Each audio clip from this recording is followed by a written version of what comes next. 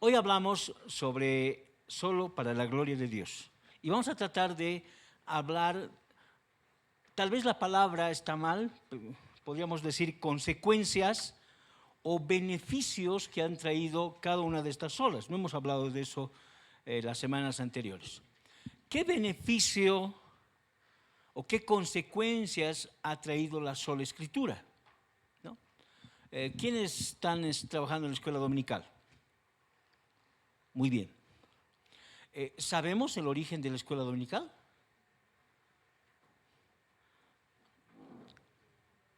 Porque cuando revisamos la Biblia no hay pues escuela dominical, no hay. ¿No? Pero una de las cosas que se ha planteado con el planteamiento de solo la escritura es que, especialmente en Europa, ¿no? En España, en Francia, en Italia, lo propio en Escocia y en Inglaterra, una de las cosas que ha pasado en la Edad Media es que la sociedad estaba involucrada en un oscurantismo. Oscurantismo se llama a que la gente no sabía leer y era un privilegio el leer, ¿no? Entonces, a lo largo de casi unos 9 siglos, casi 1000 años, totalmente la iglesia ha estado sumido en una ignorancia total, hermanos. Es ahí que han aparecido las leyendas, los cuentos y compañía. Entonces, una de las cosas que cuando se ha planteado solo la escritura era el tema de cómo van a ir a la escritura si no saben leer. Entonces, la lectura de la palabra se ha hecho muy importante para ese momento. John Knox, por ejemplo, dice, él se había formado con Juan Calvino en Ginebra, entre los años 1540, 1550 más o menos. Él era escocés, ¿no? Entonces John Knox aprende de Juan Calvino. Hermanos, Ginebra, una de las cosas que planteaban era que dice que se veía esa ciudad y era como ver el cielo. No había basura, no había perros andando por ahí, muertos, como en otras ciudades. No había, por ejemplo, en el tema del alcantarillado, en otras ciudades no había alcantarillado, en Ginebra sí había. Había escuelas. En Ginebra, por ejemplo, han sido las primeras escuelas públicas que han existido. ¿No? Ahora, por ejemplo, un dato extraño, ¿no? Por ejemplo, no sé si han visto en las películas, agua abajo, tiraban, ¿no? Y debí notar que las calles es en B. Era porque no había alcantarillas. Y lo que botaban eran sus orines, la gente, ¿no? Y llegaba a la calle y se iba corriendo por el medio de las calles. En los pueblitos hay así más o menos, ¿no? Se nota eso en los pueblitos. Pero eso no había en Ginebra. Eso había en España, ¿no? Entonces, pero este tema de la escritura, han empezado, hermanos, a instruir, y especialmente en Ginebra.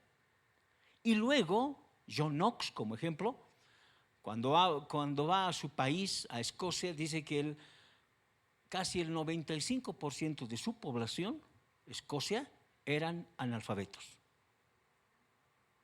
95%.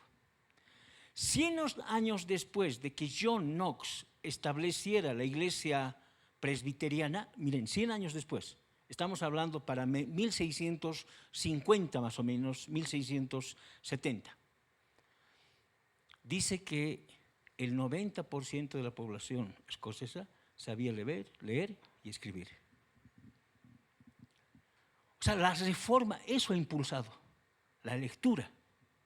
Si revisamos la historia, entre el siglo XVI, XVII y XVIII, que son 1500, 1600, 1700, las investigaciones científicas se han hecho abrumadoras, pero por un solo hecho, la observación y la lectura. Por ejemplo, en Proverbios se encuentra, oh, ve tu perezoso a la hormiga, dice, ¿no? Y hay un principio en la ciencia. ¿Cuál es para el tema de la ciencia? ¿Cuál es el principio? Por ejemplo, una ciencia se tiene que comprobar, ¿no? Es la observación. ¿De dónde han sacado eso? De ese versículo. Oye, perezoso, mira, observa. Y Kant y todos los científicos de aquella época han empezado a observar la teoría, por ejemplo, de la gravedad. Y tiraban, caía. Tiraban, y empezaban a observar. Ahí empezaba. ¿Pero cómo? Empezando por la lectura, hermanos. O sea, gran beneficio en la Reforma. La segunda sola fe. La sola fe planteaba que solamente hay una forma para llegar a la salvación. No es por obras. Entonces lo que en ese tiempo se planteaba es que tenían que ir de peregrinajes y compañía. Pero ¿qué ha traído la sola fe?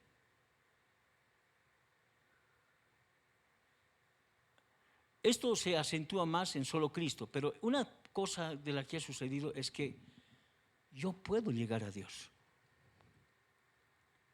Y entonces no necesito ¿de quién? Del sacerdote, que es un mediador.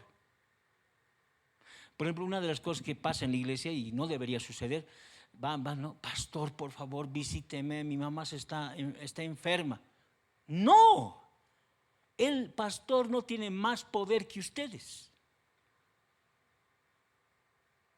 Pero ellos recurrían a los sacerdotes.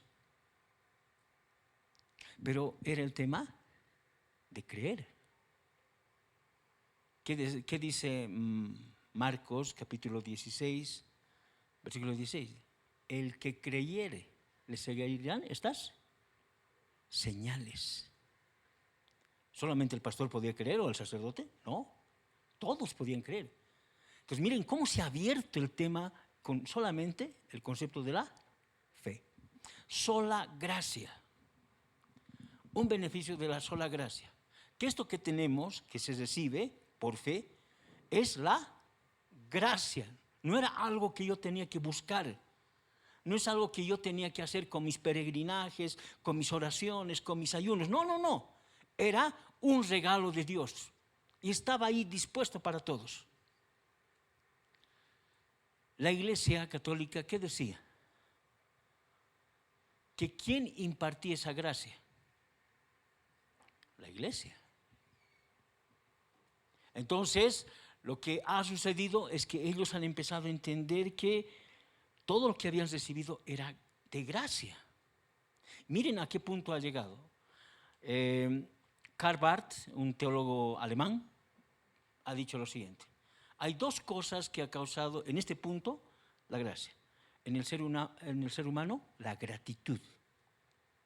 Y la gratitud, hermanos, es... Y dice que en este periodo, un paréntesis voy a hacer, en este periodo ha aparecido orfanatos, con más fuerza, hospitales. ¿Por qué? Porque si yo he recibido de gracia esta salvación, ¿cuál debería ser mi actitud frente a Dios? Dar gracias. ¿Y cómo puedo dar gracias? Decían. Haciendo bien a mi prójimo. Y es por eso que ahora, por ejemplo, George Mueller, un hombre, se le conoce como el apóstol de la fe, en los inicios del siglo XX, dice que este hombre ha fundado varios orfanatos para niños. Pero este hombre no tenía, como ahora, ¿no? Pastor Iván, necesitamos pizarrones, sillas, todo. Compasión, ¿no? Nada, eso no había. Dice que este hombre oraba y Dios les daba. Pero era eso, esos orfanatos y todo eso era respuesta a la gracia que Dios había dado en ellos. Y comprendían eso. Entonces no había necesidad de estar exigiendo, ¿no? Y solo Cristo. ¿Qué ha traído el solo Cristo? que hay un solo mediador entre Dios y los hombres. Este mediador, Cristo, ya, ¿qué planteaba? Ya lo que hemos dicho hace ratito, ¿no? Con el tema de fe. No necesitamos a alguien que nos ayude. Puedo llegar solamente a Cristo.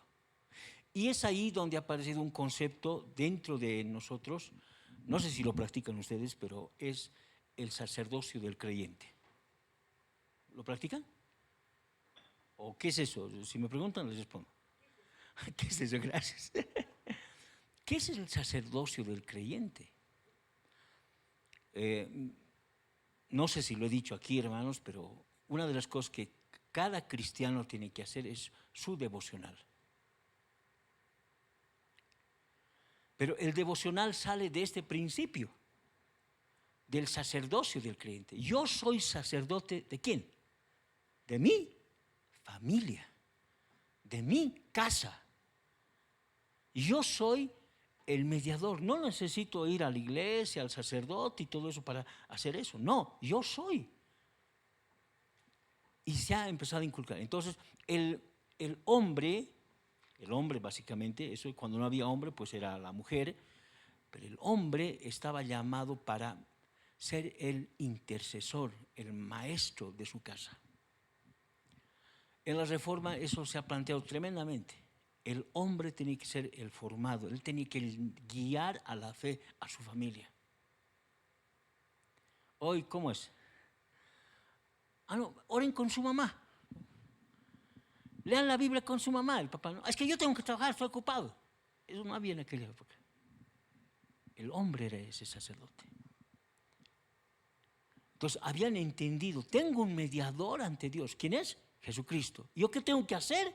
Tengo que imitar a Jesucristo.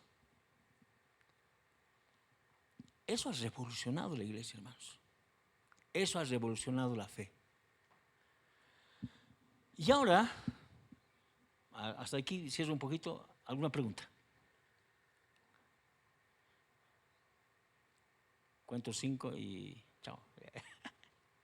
Solamente es la salvación, la fe por medio de Jesucristo. Sí. El regalo que Dios nos ha dado es la fe. Sí, los dos. Efesios capítulo 2, versículo 8, eso dice, ¿no? Y la gracia. Ahora, ¿cómo un creyente puede alcanzar la salvación? No, un creyente, un mundano puede alcanzar la salvación sabiendo que eso es un regalo. Pero ¿cuándo va a recibir ese regalo? Ya, Jesús no tiene que hacer nada, el mundano. Nada. claro, tiene que hacer, pues. Ya. A ver, ¿qué es lo que tiene que hacer? ¿Qué plantea la Escritura? Sí. A ver, ¿a quién está? ¿Reconocer qué?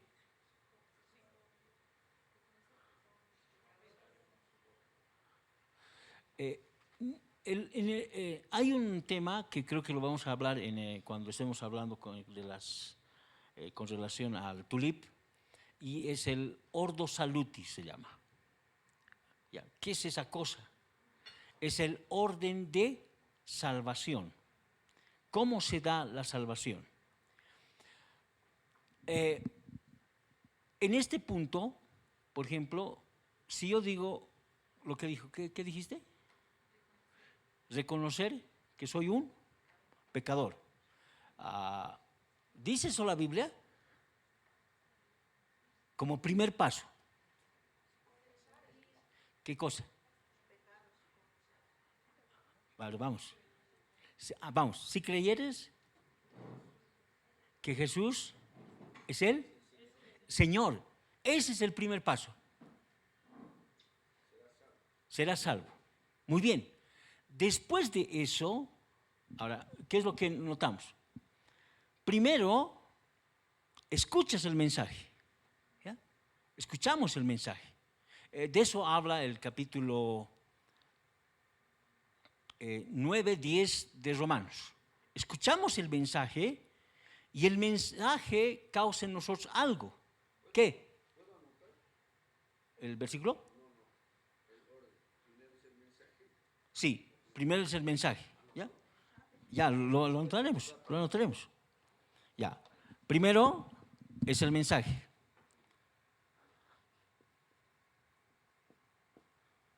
Ahora, este mensaje tiene que ser bien claro. No, ven a Cristo y se va a sanar tu mamá. Nada que ver. No ese es el mensaje. El mensaje es Cristo. Y en todo el sentido. Ese es el mensaje. En la primera línea del mensaje, Él nos justifica. Básicamente, este es el mensaje. Por causa de Él soy declarado justo, porque Él ha sido un hombre justo. ¿No? Entonces, de ahí se deriva todo. Escucho el mensaje. ¿Qué hace el mensaje en el que escucha? Aquí hay dos cosas generales. Dos cosas. Uno, hay un llamamiento general y otro, el segundo es un llamamiento particular. El llamamiento general, escuchan el mensaje, pero todos escuchan. Todos escuchan. Van a la plaza y los que pasan y todos escuchan. Pero hay otros que reciben el llamamiento particular. Este que ha recibido el llamamiento particular cree. Este cree, este no, ha escuchado nomás. Este, al creer, ha nacido de nuevo. ¿Ya? Entonces, ahora, ¿quién opera para que este llamamiento particular se realice? Es el Espíritu Santo. Porque Él convence de pecado, Él convence de justicia, Él convence de eso, el Espíritu Santo. También aquí le ha hablado el Espíritu Santo. Pero hay por alguna razón, que cuando hablemos de este tema vamos a interiorizarnos, no llega a la salvación. ¿No? Entonces, cree. ¿Pero qué cree? Cree pues esto. Cree en Cristo. Y si se dan cuenta, todo el Evangelio de Juan está planteado en esos términos. El que creyere, ¿qué dice? A ver, vamos con varios versículos. A ver, Juan 3:16. Iremos por Juan 3:16. Tal manera amó Dios al mundo que dio a su Hijo unigénito para que todo aquel que en Él cree no se pierda, mas tenga vida eterna. Ese es el punto. Hay que creer. Ahora, según Efesios, ahora sí, Efesios capítulo 2, versículo 8, ¿qué dice? A ver, alguien por favor.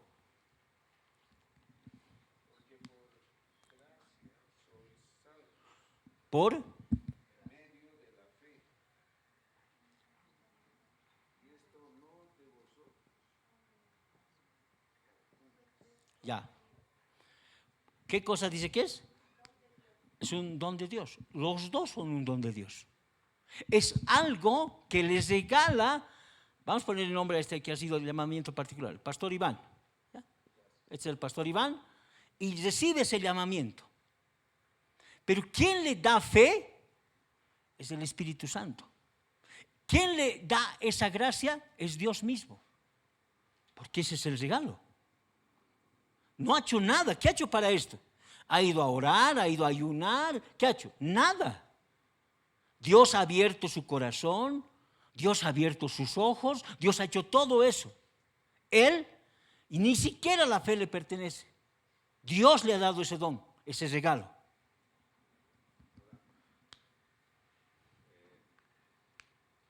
Lo que nosotros hacemos para que una persona conozca al Señor es solo esto. El mensaje. Nada más. predicado y he convertido a 3. No, tú no conviertes. Yo tampoco. O si no decimos, hemos salido de evangelismo. Este domingo tenemos evangelismo, ¿no ven? Ni uno hemos podido ganar para Cristo. No, vos no ganas a nadie. Solo predicas. Ahora, no sé si podemos enumerar cuál es. Este es el 1. ¿Cuál sería el 2? O el 3 o el 4. El Ordo Salutis. Ya. ¿Perdón? Ya, dale.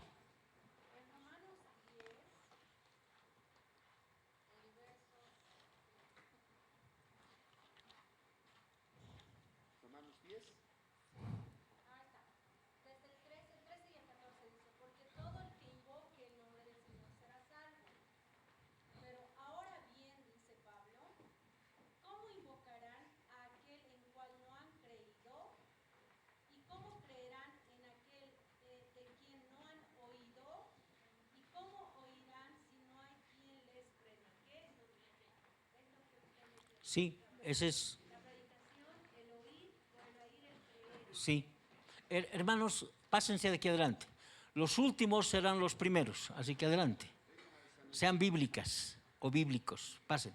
Los 4, por favor. Si se quedan ahí, son desobedientes. Adelante. Ya. Ya.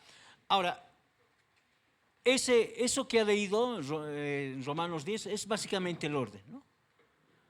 Por ejemplo, yo no estaría aquí, le voy a cambiar la palabra enviado.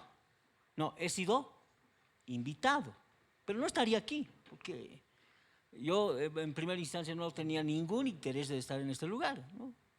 Es viernes de soltero, así que podía irme a pasear y todo eso, ¿no? Pero me ha invitado, me ha enviado. ¿Para qué? Para lo que dice el versículo, ¿no? Dice, para que se les predique. ¿Y la predicación qué va a causar? Que oigan y al oír, crean. Listo. Básicamente ese es el orden. Gracias, Anita. Gracias. Nos has resumido la escritura. Muy bien. Entonces, ahora, perdón, pastor. El orden. Ya, pongamos uno. Estamos en el orden de la salvación. ¿Cómo es? ¿Qué es primero? Primero, antes que el mensaje haya, vamos a hacer segundos romanos. ¿Qué tiene que haber? Alguien que es enviado. ¿No? 2, este enviado que tiene un mensaje. Este mensaje, ¿qué causa en la persona? Oye y cree. Listo. Ahí está.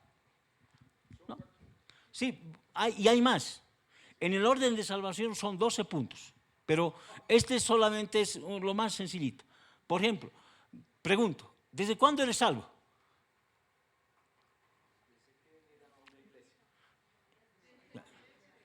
Desde que he creído, pero no, la Biblia no dice que eres salvo desde que has creído. La Biblia dice que eres salvo desde antes de la fundación del mundo, antes de que nazcas todavía. Estabas predestinado para salvación. Sí, pero eso en detalle lo vamos a hablar en el orden de salud. Pero de acuerdo a Romanos, lo más sencillito, ¿ya? Esto lo vamos a agrandar, ¿de acuerdo? Muy bien. Ahora, pero el pastor dijo una cosa hace ratito. ¿El domingo van a salir a predicar? Sí. ¿Porque el pastor ha dicho? ¿Porque el calendario dice? Dice que Dios pone tanto el querer como el hacer de su buena voluntad. Por algunas razones ha puesto en el corazón del pastor. Por alguna razón en el consejo de líderes han dicho el domingo, ¿qué es? ¿10? ¿11? 11. El domingo 11 vamos a salir a evangelismo. ¿Quién ha puesto eso? Dios. Sí, y el hacer, listo, se acabó el asunto. Aquí no hay, a mí yo quiero, no quiero. No hay eso, hermanos. No hay eso. Dios es el que... Ahorita, y vamos a hablar del por qué ahorita pasa eso. Y entraremos en tema ya, solo para la gloria de Dios. ¿Por qué se da este principio? Una de las cosas que estaba moviendo en esa época las indulgencias era la construcción de la iglesia de San Pedro. Y para construir esta iglesia, Roma estaba casi en la quiebra. Y ahí había unos bancos tanto alemanes, ¿no? Los alemanes, muchos así terribles, ¿no? Habían bancos alemanes que le han prestado al papado plata, dinero, ¿no? Es el banco de los Fuggers, así se llama. Entonces, ¿cómo iban a recaudar ese dinero? Y ahí empieza el tema de las indulgencias. Pero ¿por qué querían semejante iglesia? ¿Por qué los cardenales se vestían de oro, de púrpura? ¿Por qué? Por el tema de la gloria. Lo que querían mostrar ellos es que la iglesia estaba llena de gloria, pero esa gloria natural, oro, adornos, piedras preciosas, eso querían. Querían que la iglesia reciba la gloria. Una de las cosas que dice un investigador, voy a retroceder ahora al tema de la historia bíblica, el año 70 se destruye el templo de Jerusalén, profetizado por el Señor en el capítulo 24 de Mateo, en el capítulo 13 de Marcos, en el capítulo 21 de Lucas, ¿ya? Y ahí dice cómo iba a ser destruido. Pero lo que no nos enteramos tanto por la Biblia, pero está ahí, miren lo que dice. Vamos a Mateo un ratito. Mateo 24.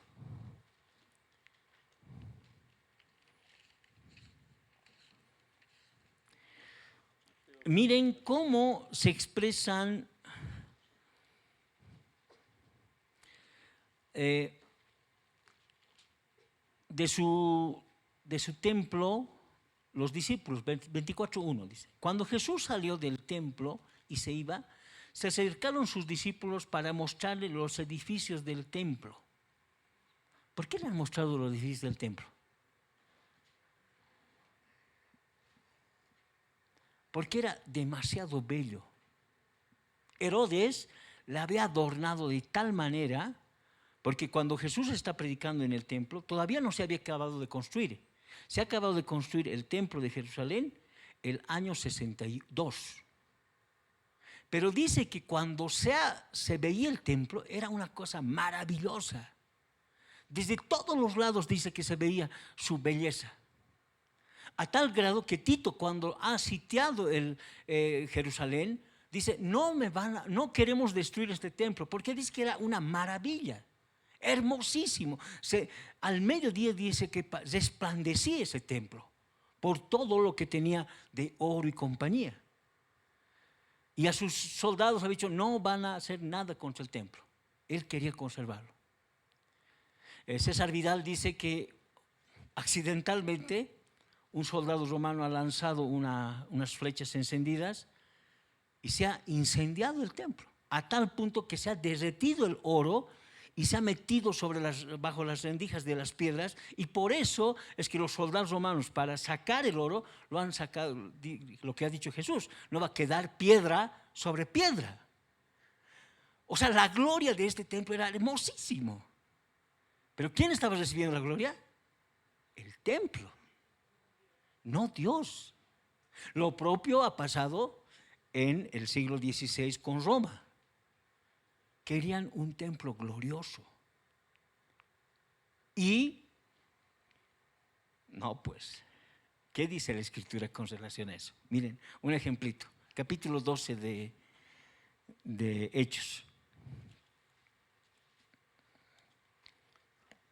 Así que quien no quiere ser comido por gusanos, tiene que darle la gloria nomás a Dios, ¿ya? Miren lo que dice el capítulo 12 de Hechos, versículo 21 al 23. ¿Alguien puede leer? Dale, mi hermana.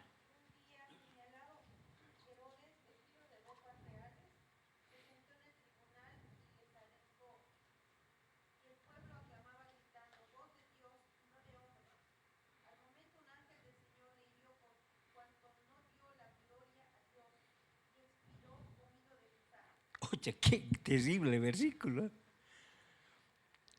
La gente ha empezado, ¿no? Él ha empezado a llamar a la gente y la gente se ha emocionado y dice, esa voz no es de hombres, es de Dios. Y Herodes ahí con toda su pompa ahí, ese mismo rato baja un ángel y gusanos se aparecen ahí y muere. Y el versículo dice, ¿por qué? Porque no le dio la gloria a Dios. Yo pienso que muchas veces ese es un gran problema. No le damos gloria a Dios. Ahora, ¿qué es dar gloria a Dios? Por ejemplo, perdónenme hermanos, que lleguen tarde no es darle gloria a Dios. Que no den sus diezmos no es darle gloria a Dios. No honrar a su pastor no es darle gloria a Dios. Porque los de la Reforma han aprendido claramente este principio. ¿Por qué Satanás ha caído? ¿Por qué? Quería recibir la gloria. Voy a edificar. Lean Ezequiel 28 y Isaías 14. Ahí están las características de Satanás. Dice, voy a hacerme un trono más allá del monte de Dios, dice. Él quería la gloria. Pero ninguna criatura puede recibir la gloria de Dios. Miren lo que dice Romanos, capítulo 1. Para los que les gusta satanología, ahorita vamos a leer ya, Ezequiel 28 y 14, ¿ya? Romanos, vamos a Romanos, por favor. Romanos capítulo 1, versículo 18. ¿No? Miren lo que dice. Permítanme leer, por favor. Dice, porque la ira de Dios se revela desde el cielo contra toda impiedad e injusticia de los hombres que detienen con injusticia la verdad. Porque lo que de Dios se conoce le es manifiesto, pues Dios se los manifestó. Porque las cosas invisibles de Él, su eterno poder y deidad, se hacen claramente visibles desde la creación del mundo, siendo entendidas por medio de las cosas hechas, de modo que no tienen excusa. Pues habiendo conocido a Dios, no le glorificaron como a Dios, ni le dieron gracias, sino, ahí está la consecuencia. ¿Y ustedes siguen leyendo Romanos? Es su depravación. Dios los entregó a una mente reprobada. Dios les entregó a esto. O sea, Dios los ha abandonado. ¿Por qué? Porque no le ha dado el hombre la gloria a Dios. Ya han entendido claramente eso. Y miren, vamos a leer los últimos versículos. ¿Qué es lo que no le daba gloria a Dios? Los últimos versículos del capítulo 1. Miren, dice, y desde el 29. Estando atestados de toda injusticia, fornicación, perversidad, avaricia, maldad, llenos de envidia, homicidios, contiendas, engaños y malignidades, murmuradores, detractores, aborrecedores de Dios, injuriosos, soberbios, altivos, inventores de males, desobedientes a los padres, necios, desleales, sin afecto natural, implacables, sin misericordia, quienes habiendo entendido el juicio de Dios, que los que practican tales cosas son dignos de muerte. Pero esto ha sido consecuencia de no darle gloria a Dios. Un rebelde en la iglesia es alguien que no le da la gloria a Dios. Ah, no, pero pastor, no me parece. Nada, usted obedezca. Porque el pastor va a dar cuenta si está haciendo algo malo. A ti te corresponde obedecer, punto. tremenda es la tarea del pastor, por ejemplo. No es cuestión de decir, ay, qué buena gente, ¿sí? Lo vamos a hacer cambiar al pastor. No, hermanitos, desobedecer al papá. Ah, están jugando con fuego. Ah, es que no me quiere, yo le quiero presentar a mi novio y no le acepta. Y su papá dice, no, listo. Su mamá dice, no. Y él, no, pues yo voy a querer. Esto lo sé por experiencia, hermanos. Un poquito del testimonio, ¿ya? Hace años yo estaba saliendo con una hermana, ¿no? El siglo anterior, ya.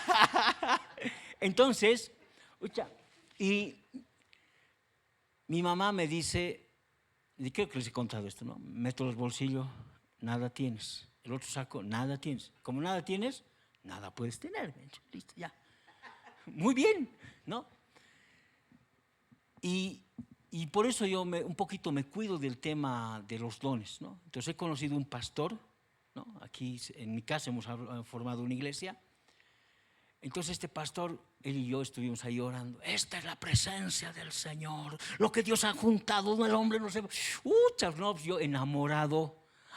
Ya está pues, en mi bolsa, he dicho, ¿no? La chica, ¿no? Ya, con eso ya, confirmadísimo. 3 semanas después ella me ha dicho, Iván, mis papás no quieren.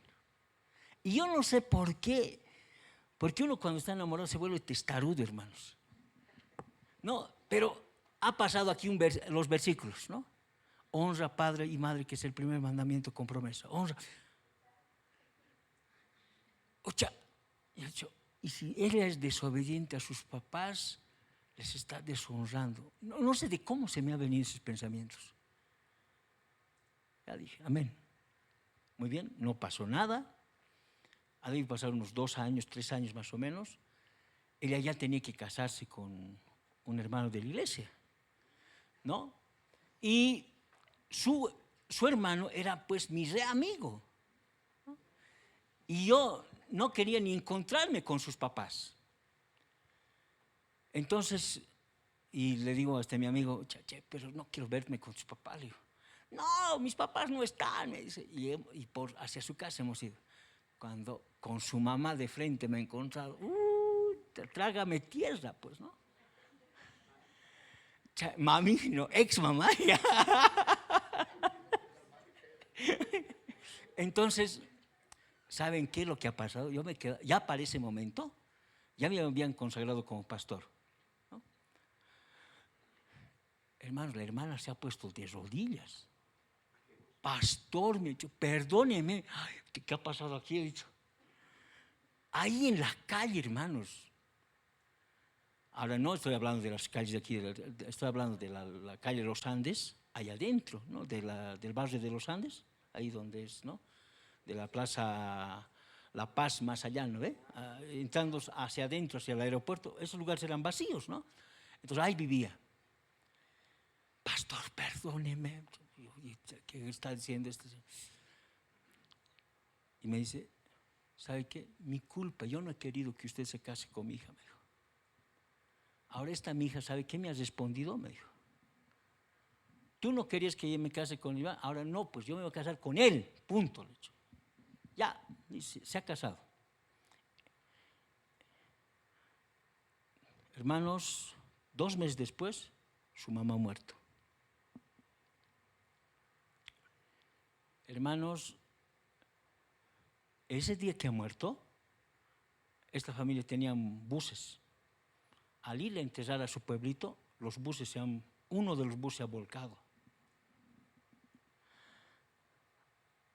Yo ya estaba casado unos 2 meses con mi esposa, esto ya para el año 2000. Ella estaba escapando de su marido porque la golpeaba. Hoy su marido es un alcohólico. ¿Saben qué? No se casen si sus papás no están de acuerdo. No lo hagan, hermanos.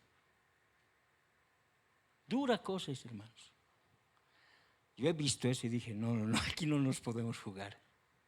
No nos podemos jugar. Las 4 patitas para el noviazgo.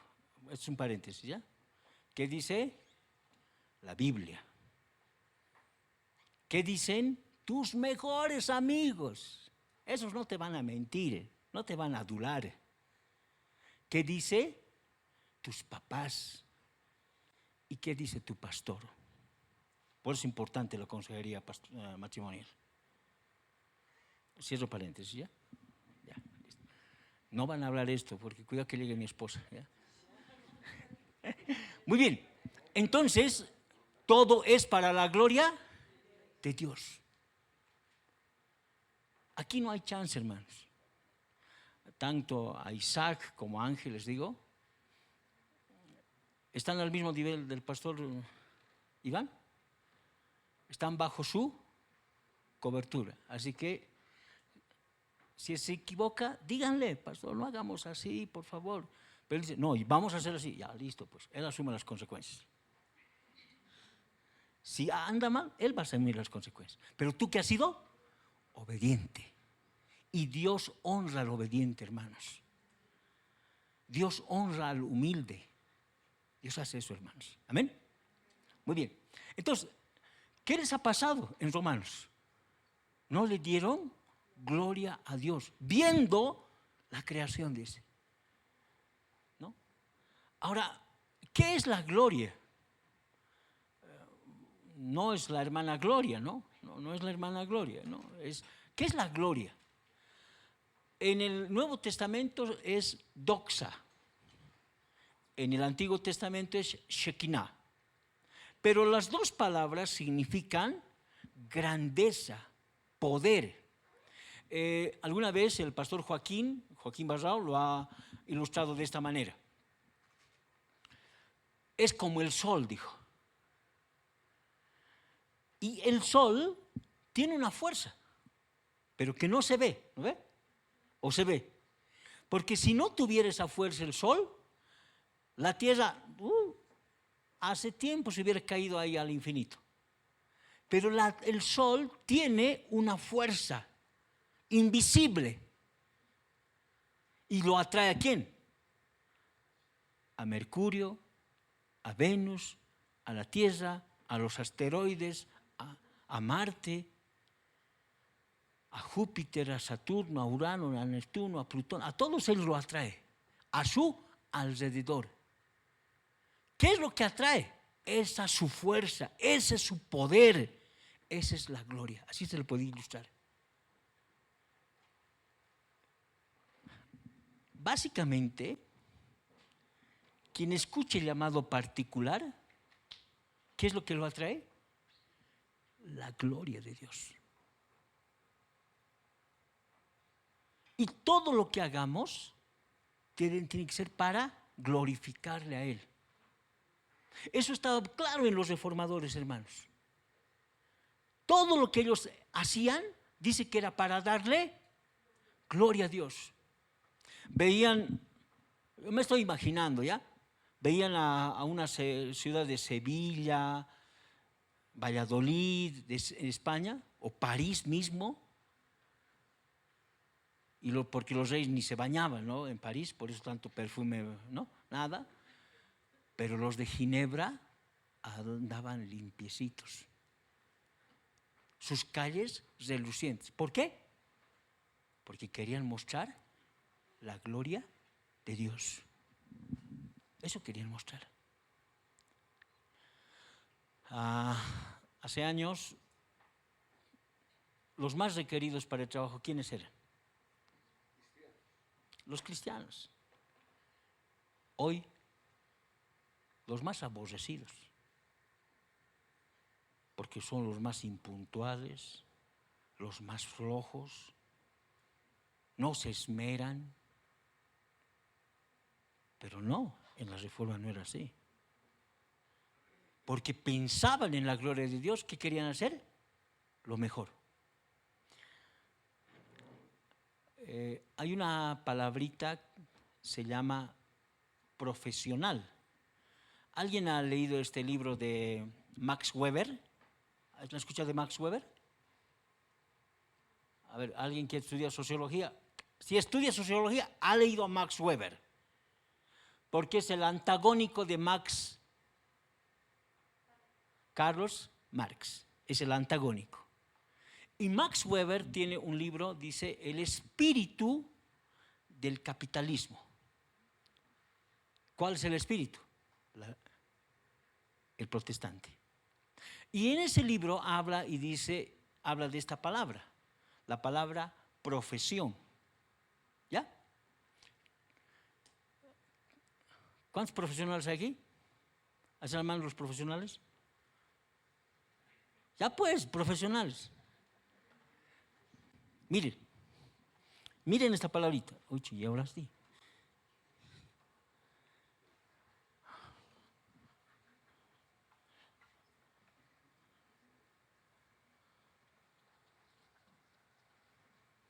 Miren la palabrita. Esto se ha acuñado con fuerza en esa época. Los mercaderes que iban a comprar mercancías a Holanda, ¿no?, a Ámsterdam, porque en Ámsterdam se ha vuelto una de las ciudades más importantes de la Reforma, porque cuando han sido expulsados de Inglaterra, se han ido a refugiar a Ámsterdam. Y de Ámsterdam han salido básicamente el Mayflower, ese barco que llevaba puritanos a Norteamérica, a los puritanos. Pero en esa ciudad se ha acuñado esta palabra, profesión.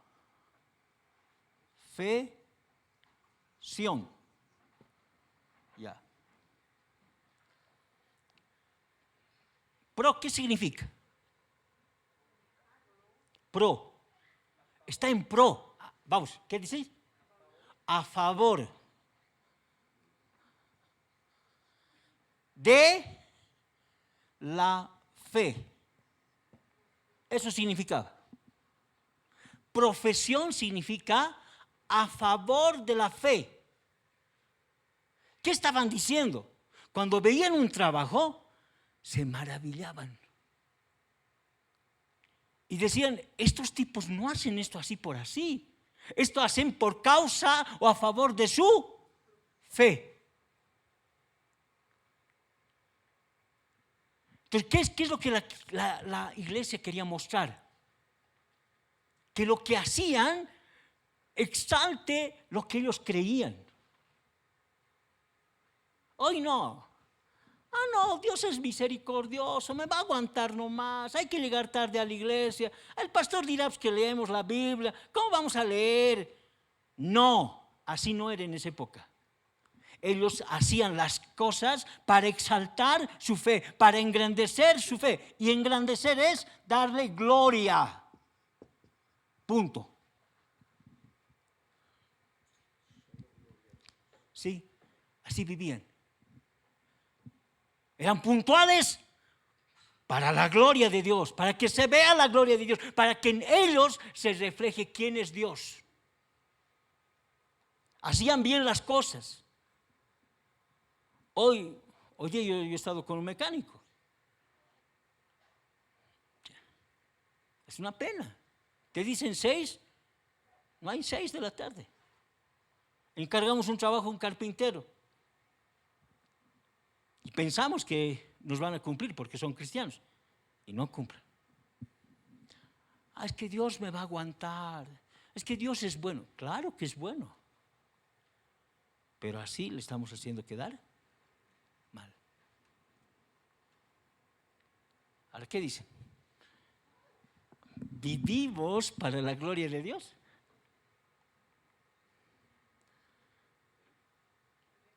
Si eso es así, Ana, por ejemplo, es profesora. Tiene que tener los mejores estudiantes.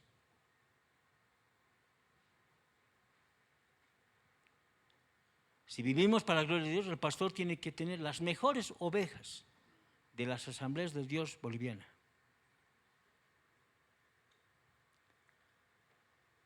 Hermanos, o los 3. Hermanos, ¿saben qué? Realmente cuando examinamos la historia de la Reforma, yo personalmente me avergüenzo, hermanos. Ellos, ¿saben a qué punto apuntaban? A la excelencia. ¿Por qué? Por la gloria de Dios. A eso apuntaba. Y hoy vemos resabio de eso. Corea, ¿por qué es lo que es Corea del Sur? Porque Corea del Sur. Es porque han llegado misioneros presbiterianos para enseñar esto. Y todo lo han hecho con excelencia. Corea del Norte está pues desviada, con su única bombita atómica para amenazar al mundo. Pero Corea del Sur no. ¿Qué ha traído eso a Estados Unidos? Lo que hoy es la potencia. ¿Qué trajo a Inglaterra en el siglo XVII, XVIII? Estos conceptos de los protestantes, que se ha permeado en la sociedad. Yo alguna vez he andado con algunos misioneros norteamericanos y 12 de la noche, ahí al semáforo rojo, este gringo, de pegarle, ¿no? Pero 12 de la noche ante el semáforo. Pero él me ha dicho, mi papá no era cristiano, pero igual respetaba el semáforo rojo. Hoy, ¿cuántos transportistas hay aquí? Si hay transportistas, arrepiéntanse por no respetar el semáforo rojo ahí en la ceja. Es un desastre el alto.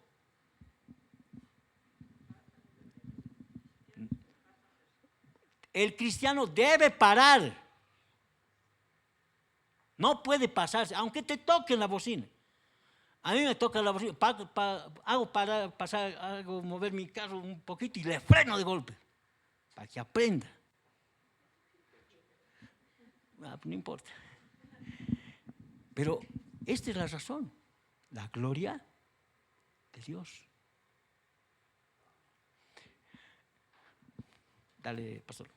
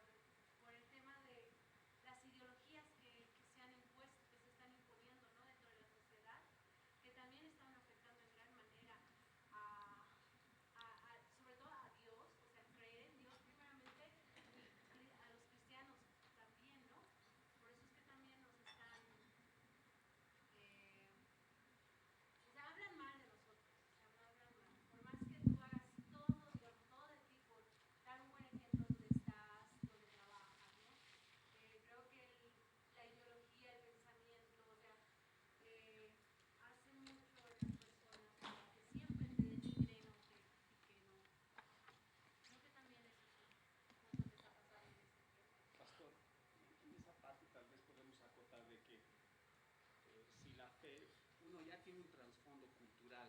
O sea, nuestra cultura de Latinoamérica, por ejemplo, un ejemplo, El Salvador. El Salvador es donde hay una más alta tasa de cristianos, pero es donde más cunde las pandillas, las maras, ¿no ve? Pero si hay cristianos, hay una tasa alta de cristianos. ¿Y por qué hay tantas maras? El problema es cultural, ¿no? O sea, la cultura latinoamericana, la salvadoreña, la boliviana, por decir, tenemos una cultura donde el trabajo, en el caso de por la parte laboral, pues somos así, venimos a Cristo así, ¿no? Pero esa parte ya, el Evangelio, ahí es, ¿no? Donde hay un choque, es una contracultura. Entonces, nos cuesta adaptarnos a esa contracultura y nuestra cultura prevalece, por eso que en algunos trabajos a los cristianos no es por su fe, sino que ha venido así, pero el Evangelio no ha podido transformar esa parte tal vez de su mente. Ese es el problema. Ya, ahora, ¿por qué ha pasado eso? Perdón lo que voy a decir. La culpa la tiene el pentecostalismo. ¿Saben por qué? Porque han trabajado más en las emociones que en el intelecto. Ese es el gran problema. Porque, ahorita Anita, hay una palabra que se llama cosmovisión. ¿Qué es esto? No, cosmos es universo. Visión, ¿cómo ves ese universo? El cristiano, ahora, ¿cómo debe ver el universo? Sí, como Dios ve. El evangelio, así como ha dicho mi hermano, es contracultura. Y un hermanito viene y dice, pastor, sí, ya viene con sus hijitos, viene con su esposa, biencito, bien bonito, y sigue viviendo y es diácono, es diaconisa, la hermana, los jóvenes ya han crecido y ya son líderes de jóvenes, y un día te enteras, nunca se han casado. Pero es que en mi cultura está, ¿qué cosa? ¿Cómo se llama? Sirigüiñaco, listo. No, eso debe morir.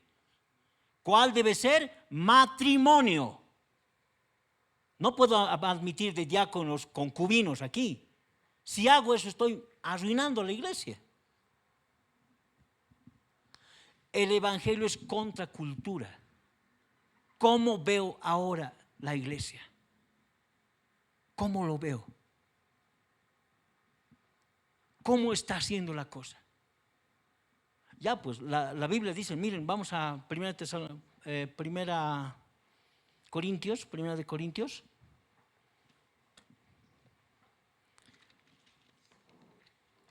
Capítulo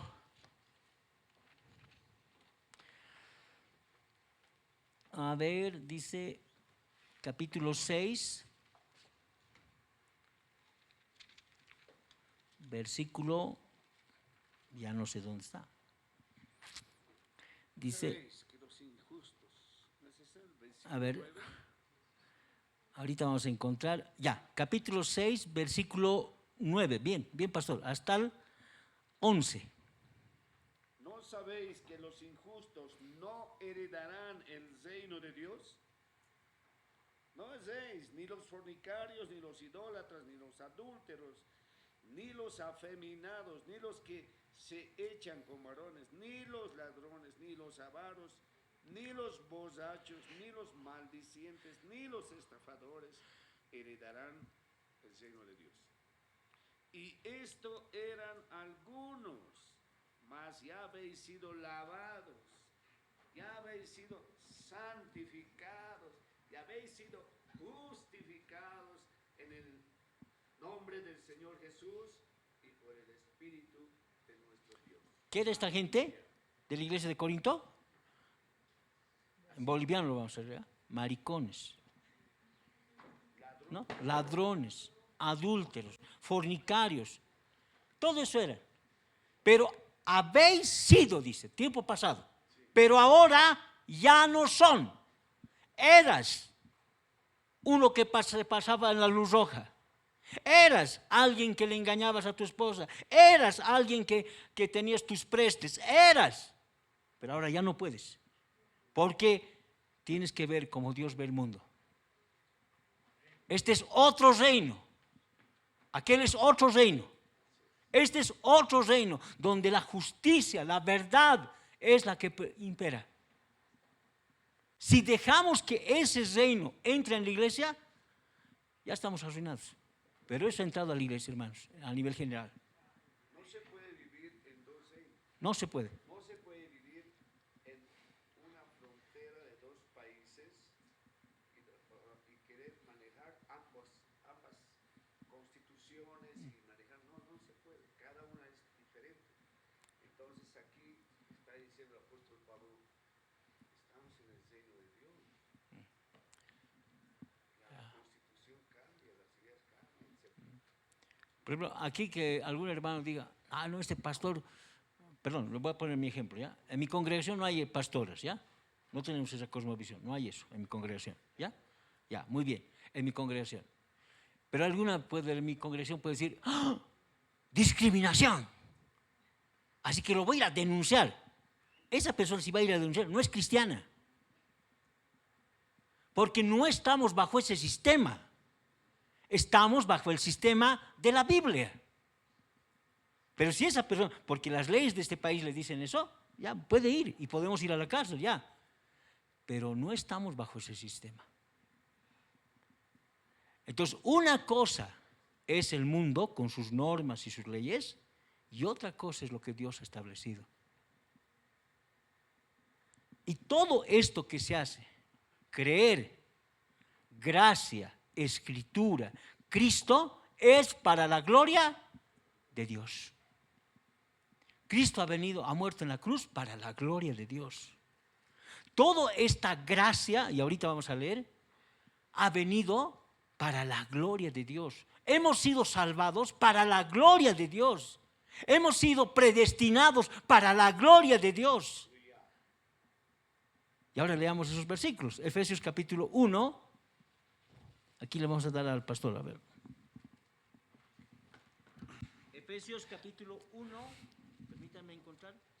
Está hablando de la salvación por gracia, todo eso, pero aquí hay Romanos 11:36, dice, porque de Él y por Él y para Él son todas las cosas. A Él sea la gloria por los siglos. Amén. Entonces, Efesios capítulo 1, desde el versículo 3. Vamos, a ver, sigamos la lectura del pastor. No, tú. Ahí, aquí entonces. Bendito sea el Dios y Padre de nuestro Señor Jesucristo. Amén. Que nos bendijo con toda bendición espiritual en los lugares celestiales en Cristo, según nos escogió en Él antes de la fundación del mundo, para que fuésemos santos y sin mancha delante de Él en amor, habiéndonos predestinado para ser adoptados hijos suyos por medio de Jesucristo, según el puro afecto de su voluntad, para alabanza de la gloria de su gracia, con la cual nos hizo aceptos en el amado, en quien tenemos redención por su sangre, el perdón de pecados según las riquezas de su gracia, que hizo sobreabundar para con nosotros en toda sabiduría e inteligencia, dándonos a conocer el misterio de su voluntad según su beneplácito, el cual se había propuesto en sí mismo desde unir todas las cosas en Cristo, en la dispensación del cumplimiento de los tiempos, así las que están en los cielos como las que están en la tierra. El versículo, hagamos fuerza en el versículo 6.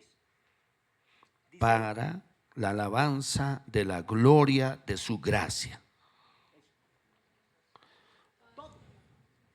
Todo ha sido hecho para la alabanza de la gloria.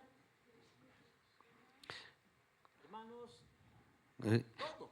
Aquí dice el versículo 14 que, el versículo 13 dice, en él también ustedes, habiendo oído la palabra de verdad, el evangelio de vuestra salvación, habiendo creído en él, fuisteis sellados con el Espíritu Santo de la promesa, que es las arras de nuestra herencia hasta la redención de la posesión adquirida para alabanza de su gloria.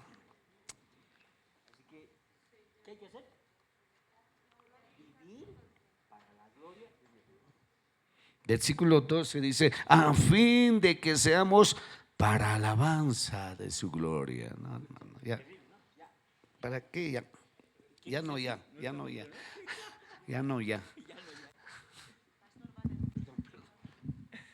Entonces, vamos a, por ejemplo, utilizar, yo sé que Isaac y nuestras hermanas se van a casar, ¿no? Y si se están pensando casar y dicen, nos vamos a casar para que nuestros amigos nos vean, vamos a invitar así, vamos a hacer esto, todo para ellos, ¿no? No va a funcionar. ¿Para qué se van a casar? A ver, fuerte. Para la gloria de Dios. ¿Van a tener hijos? Para la gloria de Dios. ¿Van a tener una casa? Para la gloria de Dios. Para la gloria de Dios. Todo. ¿No? ¿Para qué hacemos la iglesia? Para la gloria de Dios. ¿Por qué nos congregamos? Para la gloria de Dios. ¿Por qué venimos alegres con nuestro dinero a dar nuestras ofrendas y nuestros diezmos? No es para que se enriquezca el pastor, es para la gloria de Dios. Todo es para la gloria de Dios. Todo es eso, hermanos. Así que desde ahora no vivan desordenados, ¿ya? Lleguen temprano aquí a la iglesia, sirvan no como al ojo, dice, sino como a Cristo. Sirvan así aquí en la iglesia. Sirvan así, hermanos. Y porque no hemos visto así la vida, nos ha ido mal. Nos ha ido mal, hermanos. Pero ahora tenemos que vivir para la gloria de Dios. ¿Sí? Tenemos 20 minutos. Miscelánea. ¿Alguna preguntita? Y que sea para la gloria de Dios. Dale, Isaac.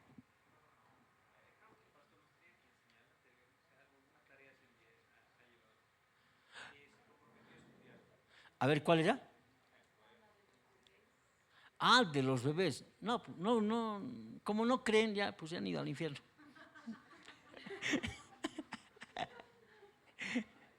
No, pues, no me metan en ese vericueto.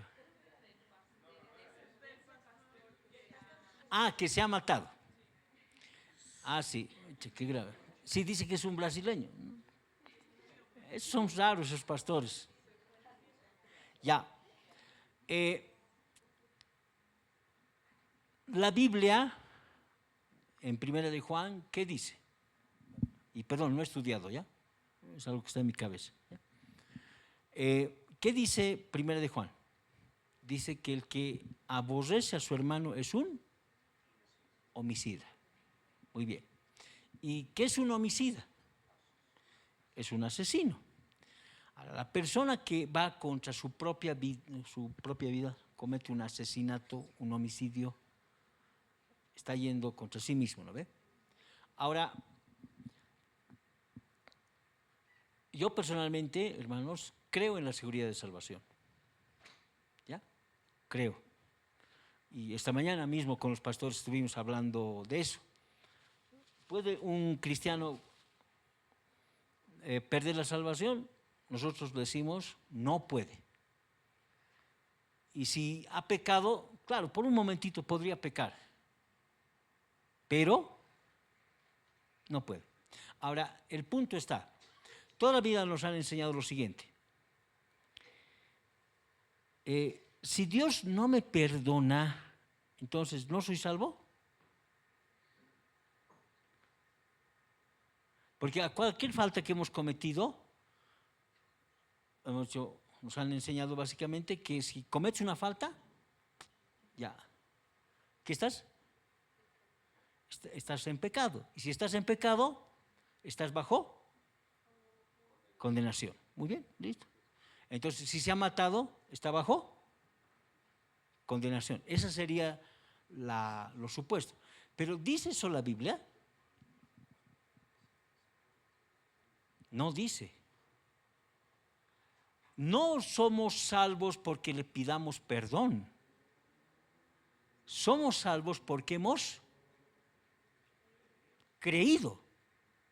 Entonces, desde el primer momento que hemos creído y tenemos la evidencia del Espíritu Santo, como Romanos capítulo 8 dice que porque tenemos el Espíritu Santo, clamamos Abba Padre, ese es el testimonio, porque si no tenemos eso no somos hijos de Dios, entonces somos salvos.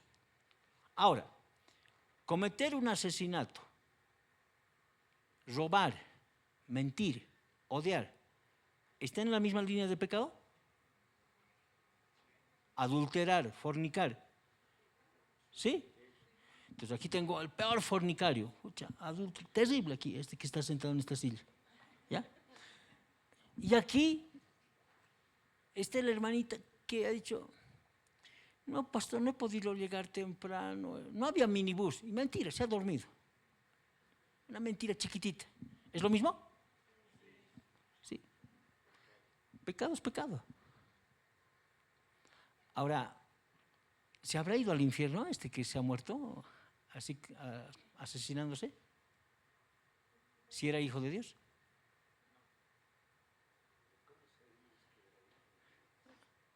Ha habido evidencias en su vida, ¿no?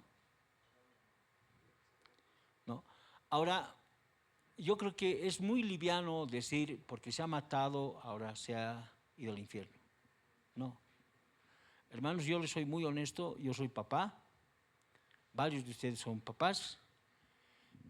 Aunque haga lo que haga tu hijo, seguir siendo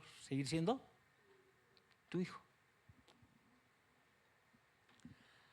Ahora, yo sé que esto choca a muchos hermanos, ¿no? Porque todos la vida nos han enseñado pedir perdón, arrepentirnos, y como que haciendo eso conservamos la salvación.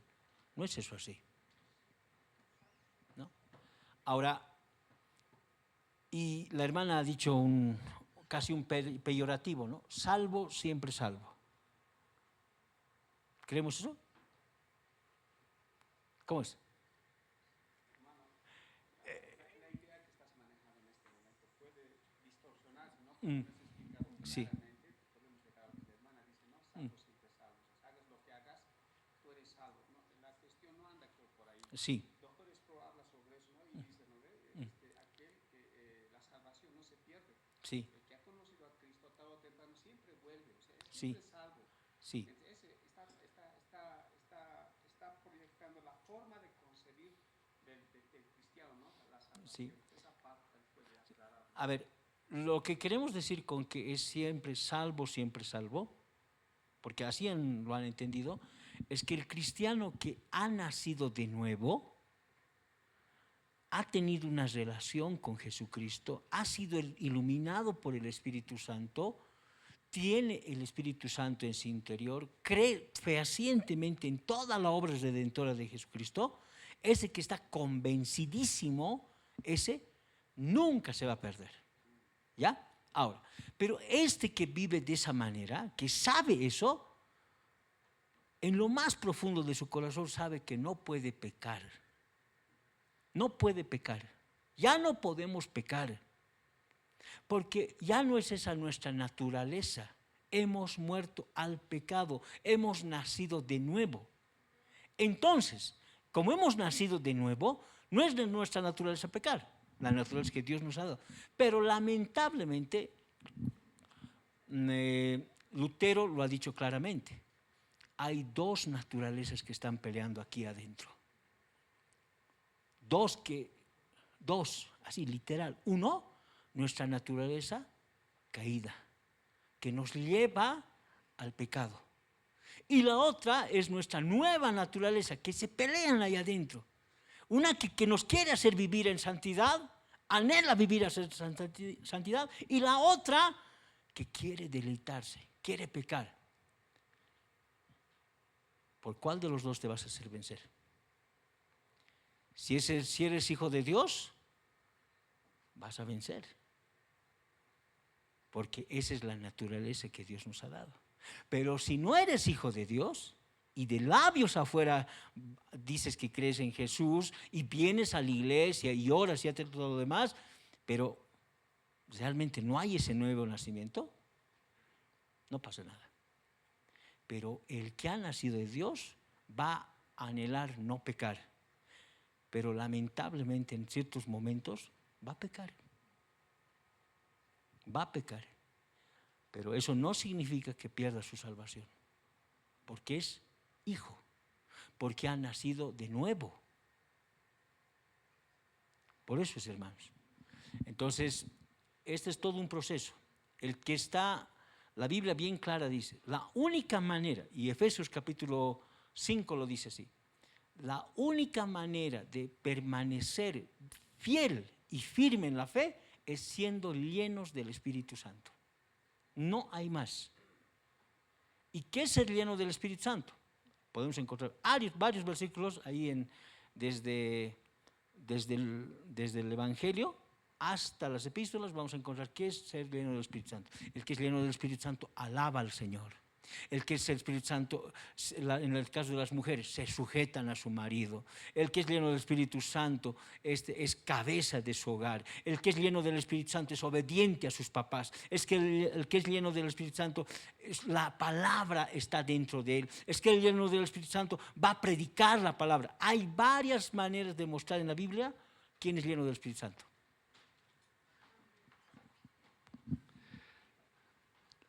Nunca vamos a apoyar al suicidio, para nada.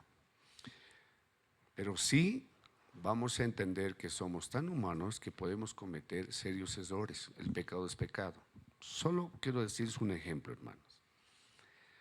Hay personas, alguna vez a ustedes, espero que nunca les pase, pero por ahí les ha pasado, han sufrido una crisis emocional en su vida donde realmente han perdido el conocimiento. O sea, la gente a veces cruza, no se da cuenta que está cruzando la calle lleno de autos porque está muy mal, ¿o no?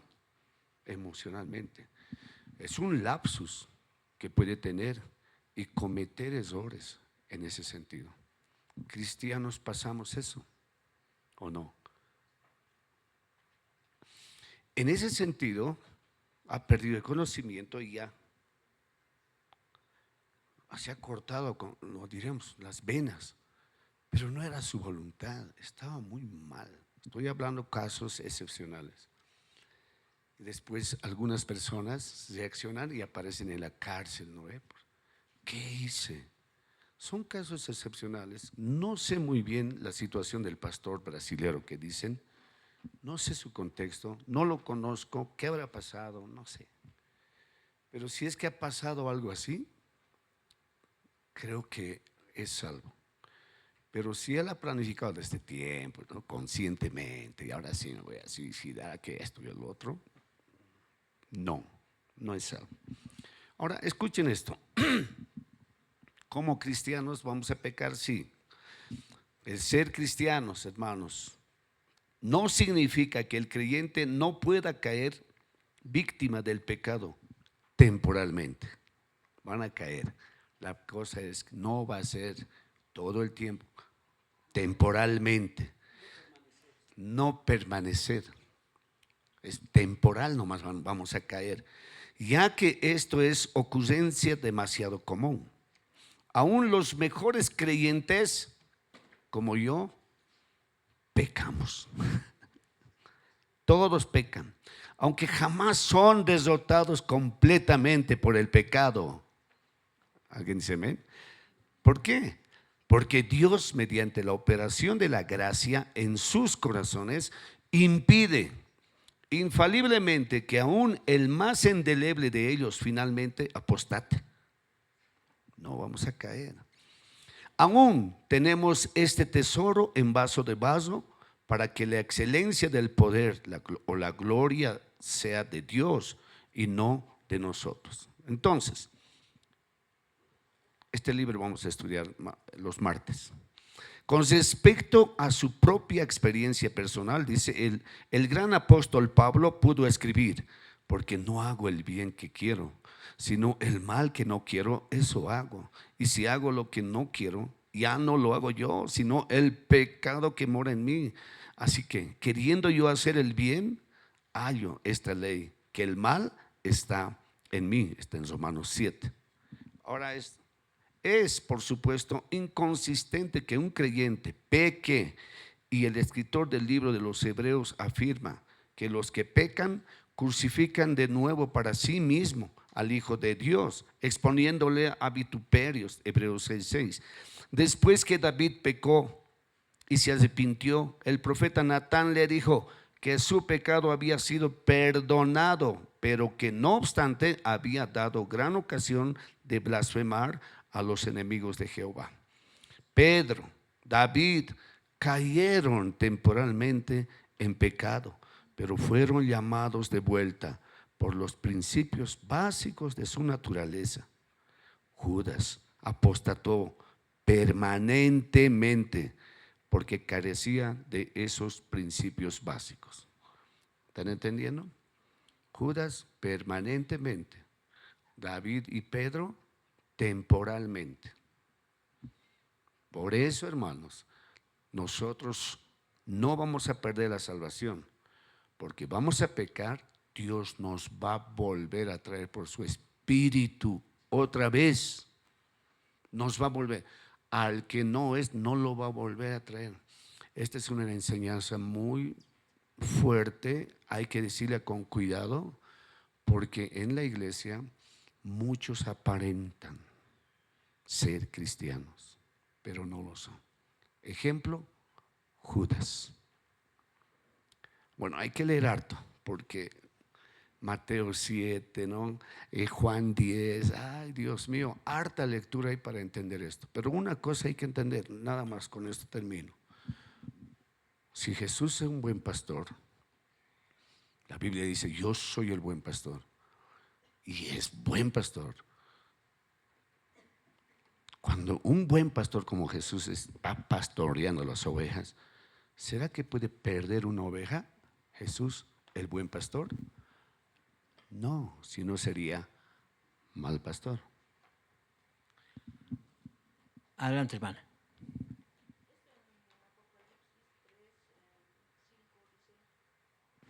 El que venciere será vestido de vestiduras blancas, y no borraré su nombre del libro de la vida. Ahí da a decir que Dios puede borrar su nombre del libro de la vida. Qué grave versículo encontrado. Ya, antes de responder eso, permítanme darles 3 versículos con relación a el pecado. ¿Ya? Capítulo 3 de la primera carta de Juan, versículos 8, 9. ¿Ya? Primera de Juan, capítulo 3, versículos 8 y 9. Estos versículos tenemos que marcarlos, ¿ya? Porque son muy importantes. Dice, El que practica el pecado es del diablo, porque el diablo peca desde el principio. Para esto apareció el Hijo de Dios, para deshacer las obras del diablo. Todo aquel que es nacido de Dios no practica el pecado, porque la simiente de Dios permanece en él y no puede pecar porque es nacido de Dios. Esto de no puede pecar, hermanos, no dice nunca va a pecar, está hablando no puede practicar o envolverse en el pecado. ahora, esto de practicar, ¿qué es? ¿Han notado cuando de chiquitos, Ana, ¿de qué cursos eres profesora? Secundaria, entonces no hay, ahí es difícil. Entonces nos hacen hacer palitos, un rato así, otro chiquitito, pero luego tanto practicas ya del mismo tamañito hacen, redonditos, y ya hay veces ovalados, lo hacen, han visto los niños, ¿no ve? Pero tanto practicar se vuelven expertos y hacen redonditos bien. Luego hacen las letras y todo eso. ¿Cómo se hace eso? Practicando. Entonces lo que está diciendo este versículo es esa gente, porque los mundanos es así, ese dicho, por ejemplo, hoy es viernes, ¿no ve? ¿Y quién lo sabe? El cuerpo lo sabe, ¿no? Está esperando. Toda la semana ha practicado para destrozarse el viernes. Porque el cuerpo lo sabe, dicen, ¿no? De una forma tan chistosa, pero están diciendo una gran verdad. Están practicando. Ahora, ¿qué dice el versículo 8? Dice, 3:8, dice, el que practica el pecado es del diablo. O sea, toda esa gente que practica así es del diablo. Entonces no podemos decir, Dios me va a perdonar, Sí. soy salvo y siempre salvo. Si practico el pecado, Tal vez no eres salvo. Tal vez no eres del Señor. ¿No? Entonces, la prerrogativa entonces es que no puede practicar el cristiano el pecado. No puede entrenarse, no puede desear, no puede anhelar, no puede. ¿Por qué? Ahí dice la razón. Dice, versículo 9, todo aquel que es nacido de Dios no practica el pecado porque la simiente de Dios permanece en él y no puede pecar. ¿Por qué? Porque es nacido de Dios. Porque Dios lo ha engendrado, estás regenerado. Y miren lo que dice el capítulo 5. 5:18. ¿Qué dice el 5:18? Sabemos que todo aquel que ha nacido de Dios no practica el pecado, pues aquel que fue engendrado por Dios le guarda y el maligno no le toca. Listo. No nos puede tocar. No nos puede tocar, hermanos. ¿Por qué? Porque hemos nacido de nuevo. Ahora, ocasionalmente caemos. Pero ¿se han dado cuenta cómo somos cuando... ¿Cuántos han caído en la Yanacocha? ¿Conocen esa calle, no es? Donde la iglesia del pastor Miguel Macheco, ¿nunca han ido por ahí? ¿En lluvia nunca han ido? ¿Cuántos han caído a la iglesia? También, ya. Pero ¿cuántos han subido por esa calle? Esa calle es un desastre cuando llueves. Y unos porrazos te das, ¿y qué? ¿Te revuelcas, sigue ahí? Ay, qué rico que me he caído, ¿así? Nada, ese mismo rato de vergüenza, te paras y, ay, como si nada, aunque te duela, ni siquiera cojeas. Así es el cristiano. Se resbala, pero se levanta, hermanos. ¿Qué dice? El justo puede caer muchas veces, pero se levanta. Judas, ¿de cómo este no ha sido de Dios? Porque nunca había cambiado. Porque dice que él era ladrón y siempre robaba de lo que, de las ofrendas. Hasta el último ha sido. ¿Por qué qué es lo que has recibido de los sacerdotes? ¿Ropa? Plata. Ese era su ídolo, ese era su señor de este hombre y no era salvo. Y Judas sanaba enfermos, liberaba endemoniados. ¿No? Sí. Y es lo único que Jesús, por ejemplo, en el Sermón del Monte dice: ¿a quién vas a servir? ¿A Dios o las riquezas? Miren qué poderosa es la riqueza, hermanos. Mateo 6:24. Amén. Le sabes de memoria, pastor. ¿No? El problema, hermanos, no es ahí la situación de ahora y ver materialmente qué es. El problema es esto, le decía aquí a mi esposa. Ya me olvidaste. Anda, El problema es quién está compitiendo con Dios dentro de ti. ¿Es malo tener celular nuevo, auto nuevo, casa nueva? No. Pero ¿qué está compitiendo? Algunos tienen celular y tienen más TikTok, ahí están. Está compitiendo con Dios. ¿Quién tiene que ser el primero en nuestros corazones? Dios. ¿A quién tenemos que dar la gloria? Dios. ¿A quién vas a servir? Y hay que pagar un precio. 6:24. sí. Ahora, yendo a la preguntita de nuestra hermana. No, hermana, ¿por qué está ese versículo ahí? Pero una regla hay. Una regla. Me comprometo a investigar, y a pesar de quién se estoy enseñando Apocalipsis, no me acuerdo, hermanos, ¿ya? Pero, dale. 3:5. El que salga vencedor será vestido de blanco y jamás borraré su nombre del libro de la vida, sino que lo reconoceré delante de mi Padre y de sus ángeles. De todos los cristianos verdaderos, y hay notas sobre Apocalipsis 2:7 en el libro de la vida, un documento divino en el que están registrados los nombres de todos aquellos que Dios ha escogido para salvar y que por ende van a poseer la vida eterna. Bajo ninguna circunstancia Él borrará esos nombres, como lo hacían algunos oficiales civiles a personas indeseables en su desempeño público. Ya. Bueno, me comprometo, ya, pero háganme recuerdos en el chat, por favor, ya. Me escríbanle, ya. Esa es la pregunta de Apocalipsis 3:5, por favor. O Rosy, anótamelo, por favor, ya, porque me olvido. Primera regla de hermenéutica. Siempre ir por lo más sencillo a lo más complicado. ¿Ya? Primera regla. Segunda regla, no hacer doctrina principal de la particularidad, sino hay que hacer de la generalidad. ¿No? Eso tenemos que ser bien claros, porque hay versículos como la hermana nos ha dicho. Hebreos, por ejemplo, hay varios versículos que nos hablan básicamente de apostasía. Si lo entendemos, lo leemos descuidadamente, podemos encontrar que se pierde la salvación. Pero hay muchísimos más versículos en toda la Biblia que hablan que no se pierde la salvación. Entonces, lo general aplasta lo particular. Y con esta última ilustración. Por ejemplo, alguien me ha dicho, pastor, es que sabes que el Juanito, pues, tan linda chica del mundo se ha convertido, pastor.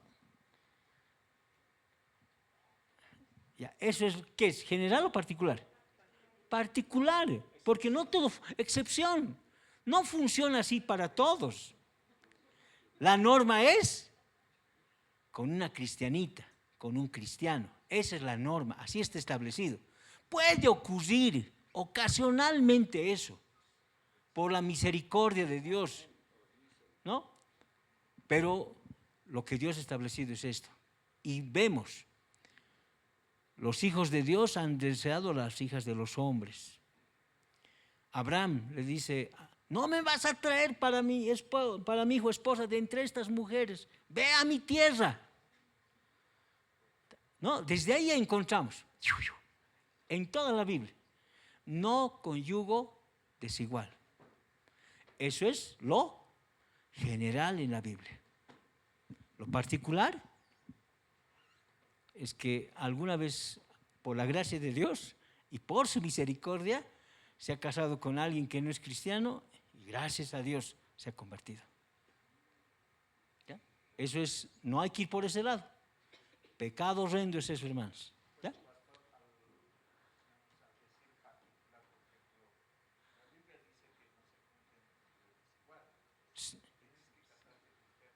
Sí. Mm.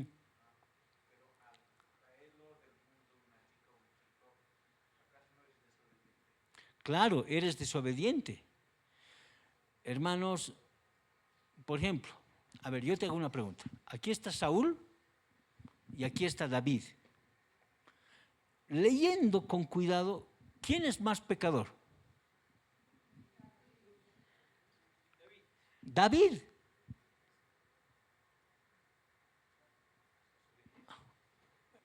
Pecador.